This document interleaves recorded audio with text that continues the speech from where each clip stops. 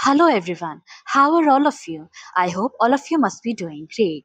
In today's video, I'm going to discuss a poem called Because I Could Not Stop for Death, which is by Emily Dickinson. First, I'm going to discuss the background of the poem and then the summary. This is the most popular poem of American poet Emily Dickinson.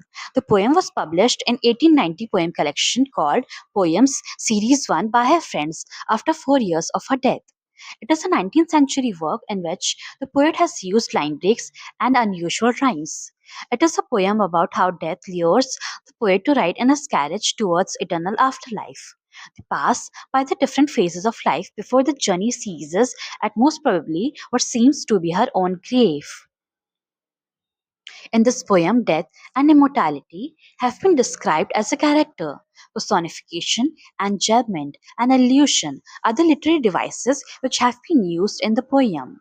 The major themes are afterlife, inevitable death, time, and immortality. Now, let us move on to the summary part.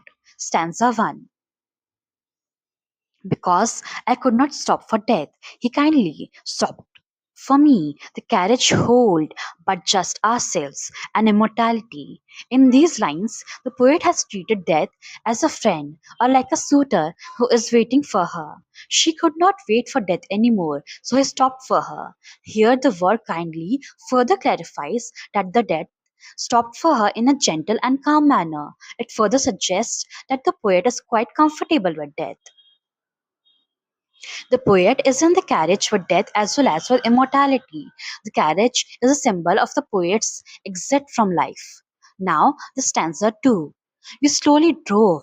He knew no haste, and I had put away my labor and my leisure too for his civility.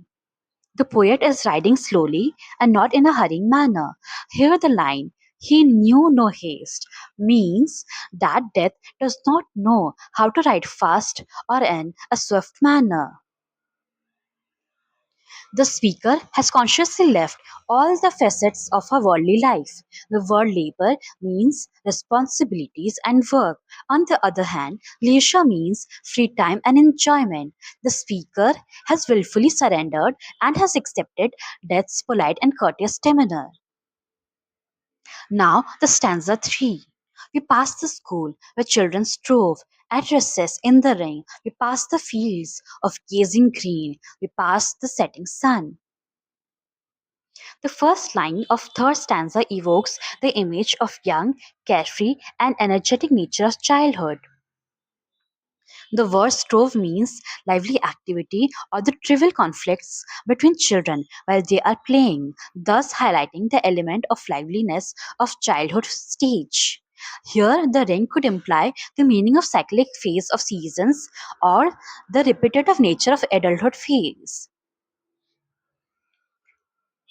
The phrase gazing grain is a symbol of harvest and fruits of hard labor. Or it may also mean that time is watching as they are passing through the stage of adulthood. The last line of the stanza means that the poet's life has come to an end and her soul has transitioned into the afterlife. Now, the stanza 4.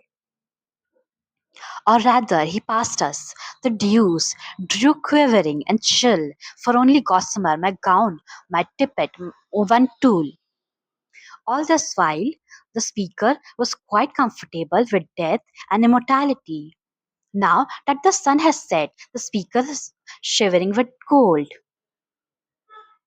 The word gossamer means light or thin material, whereas tippet means old fashioned shawl. The word tulle means soft material. So here, third and fourth line means that she was riding in a thin material like gown and her hair. And she was wrapped in an old fashioned shawl which had a soft texture. Suddenly, the speaker becomes aware that she is underdressed for this journey. Now the stanza 5. We passed before a house that seemed a swelling of the ground. The roof was scarcely visible. The cornice was in the ground. They stopped their journey before a house which is described as a mound of the earth. where the roof was hardly visible, meaning that the roof of the house was buried, thus blending with the earth's crust. Cornice means a decorative architectural feature. The poet suddenly becomes aware that she has been lured by death. The speaker's tone has changed into disappointment. She is upset as the afterlife is not at all she had imagined it to be. She felt cheated after seeing her eternal damn tiny house. Death has lured her into this eternal dark afterlife in the disguise of the mask of the gentle and kind demeanor.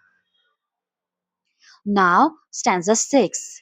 Since then, 'tis centuries, and yet feels shorter than the day. I first surmised the horses' heads were toward eternity. These lines means that the centuries have passed since the speaker has died, but it feels like a short time, particularly shorter from the moment she became aware of the horses pulling carriage which were riding towards the eternal afterlife. So yes, here ends the summary. If you liked the video, don't forget to subscribe. Thanks for watching.